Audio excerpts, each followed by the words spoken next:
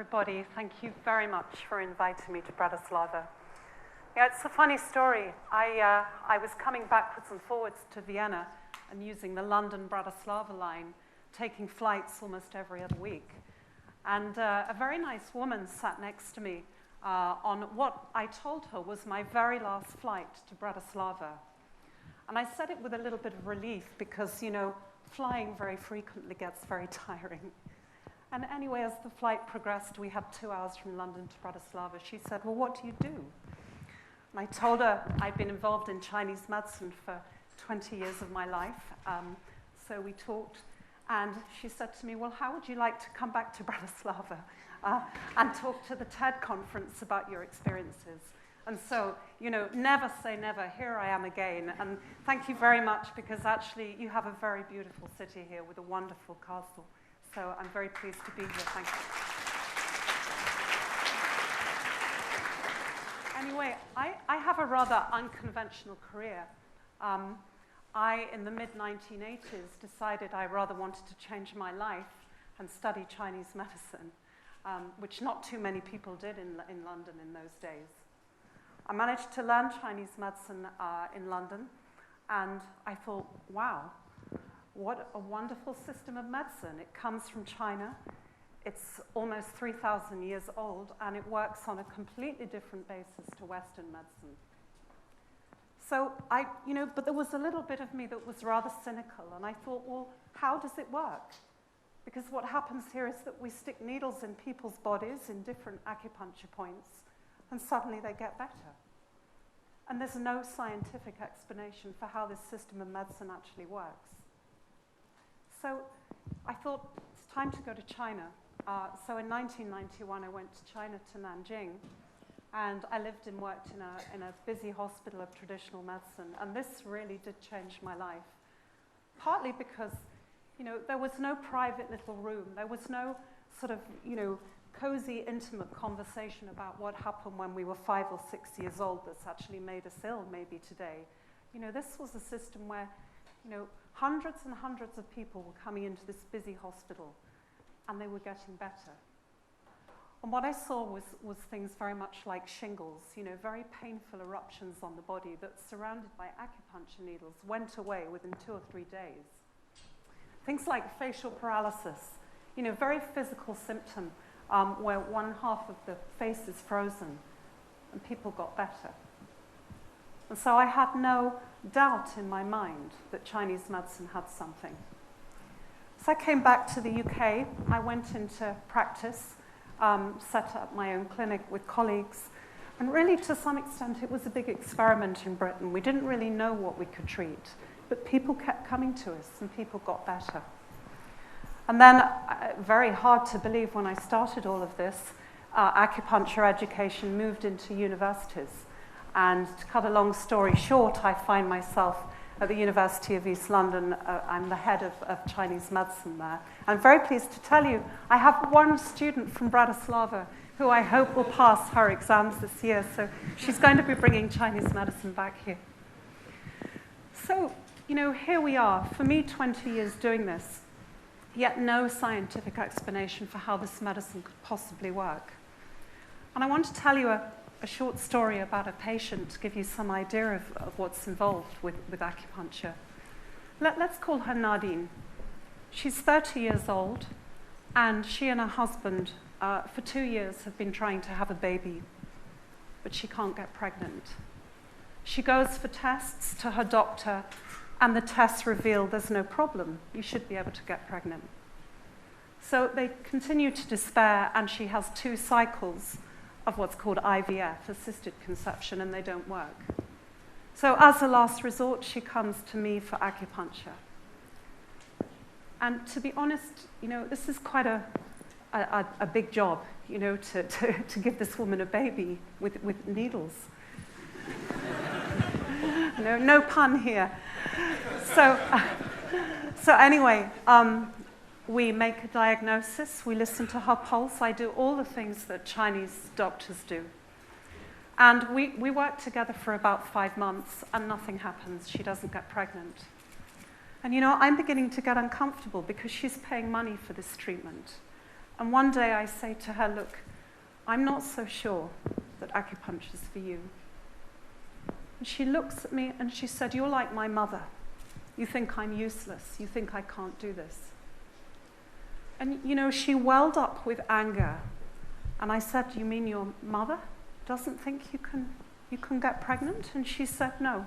And she said, I'm so angry. Now, in Chinese medicine, the Chinese long recognize there's a connection between the mind and physical function. So on this particular occasion, I changed the acupuncture treatment.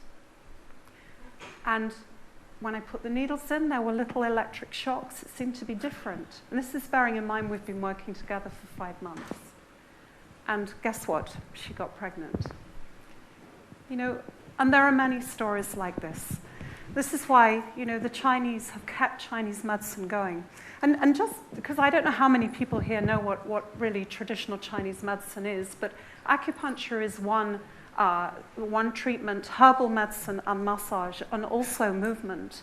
For example, in China, I visited a cancer hospital, and they don't lay their people down when they have cancer. They keep them moving with things like Qigong and Tai Chi. It's a different philosophy, different way of thinking. And, you know, in China, this medicine has been running for 3,000 years.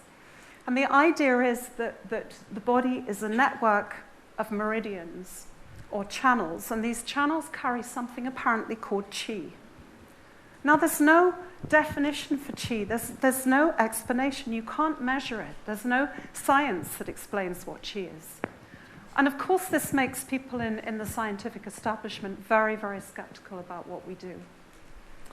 In China, qi isn't energy. It isn't some primordial life force. It actually gives meaning to things. This conference today has good qi. You know, it has huge energy behind it.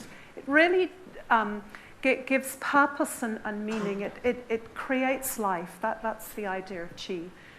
And Chinese medicine is really a system of clinical evidence based on a very different way of thinking about the body.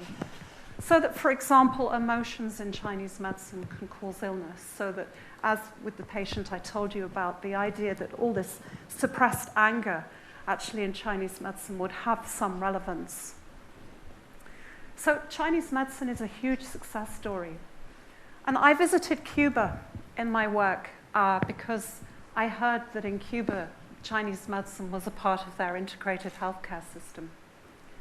And you know, when Cuba was isolated from the rest of the world and they had no essential medicines, they had to try acupuncture. And they found it successful for things like strokes and heart attacks.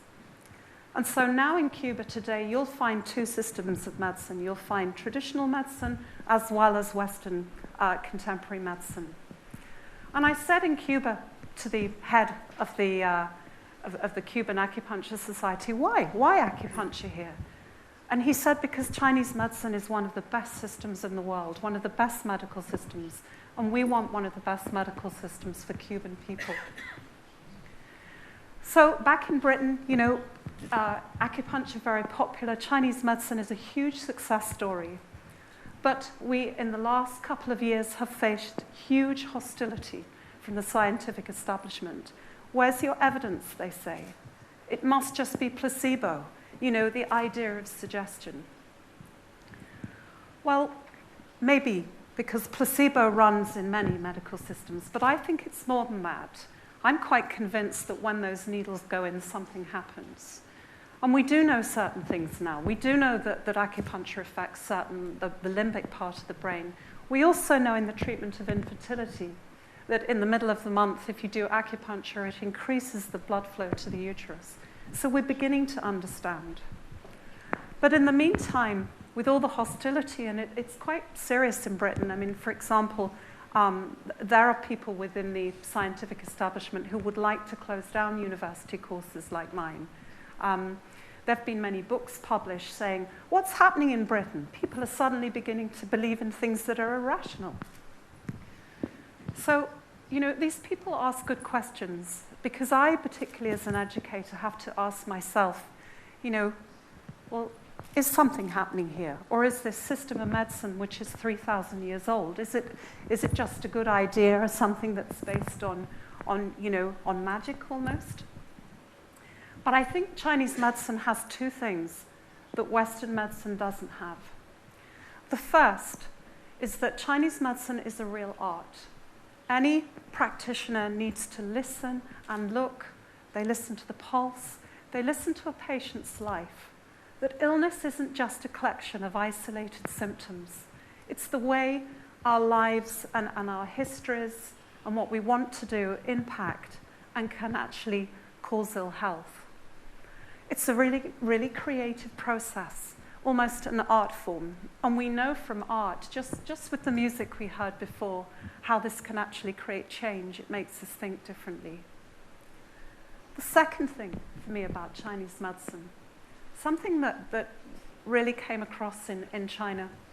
And you know what we've done in the West is we've made a very hierarchical, all-important system of medicine with a language patients often don't understand. It's often frightening for patients. It's often invasive. But you know, in China, one doctor said to me, you know, Charmian, here, it's actually the patient that's the god, not the doctor. And I found this over and over, that Chinese medicine tends to empower people. It enables them to take much more responsibility for their health. And I think this is what it has to offer. So I'd like, just to finish, I'd like to show you a clip. I revisited China in just before Christmas this year. And I was taken to a hospital in Shenyang, which is in north of China. And there's a doctor there who has developed a technique for treating low back pain. And I'd like to show you, I'd like to leave you with a quick clip. It looks very dramatic.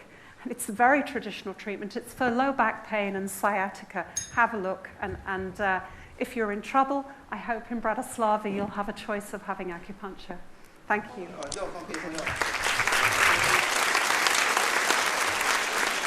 Now put some herb medicine. Originated from east part of China. Yeah, this treatment. This method developed from the northeastern China. So what kind of conditions? Just pain, generally back pain? Yeah.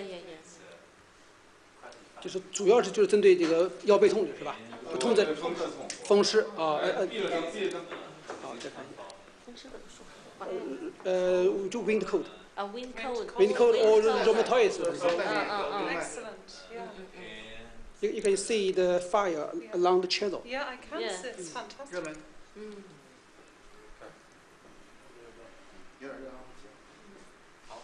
When it's hot, just feel it. Yeah. You can repeat 3 to 5 minutes. And the medicine can be absorbed very good.